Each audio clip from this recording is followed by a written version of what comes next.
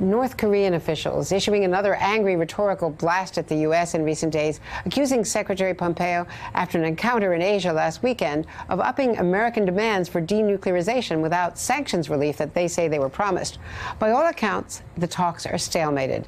This contrary to President Trump's triumphant claims of success after that Singapore summit with Kim Jong-un. But there is one small gesture. A gesture from Kim's regime, and it's not so small for the two sons of an American sergeant major who never returned from the Korean War. A single dog tag finally making the long trip home. The identification tag for your father. Charles and Larry McDaniel. Charles, a retired Army chaplain. Larry, a former football coach, were only 2 and 3 years old in August of 1950. When their father, a decorated World War II veteran, was suddenly deployed to fight in Korea from the base the family lived on in occupied Japan. They never saw him again.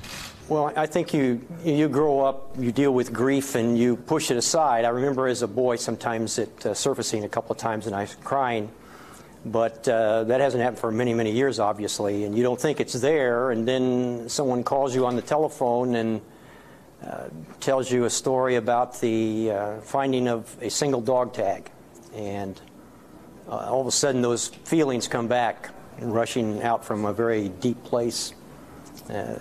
So I shed a few tears, I can say that, but it's a mixture of feelings too. You also are, there's some relief and some at least partial closure that actually my father for sure died. I mean, that seems much more probable. He simply represents a whole generation of people who love the country, were patriotic enough to go sacrifice their entire life for us. And I think if anything comes out of this, it should be that people of generations that have followed should be more attuned to what those who went before them have sacrificed.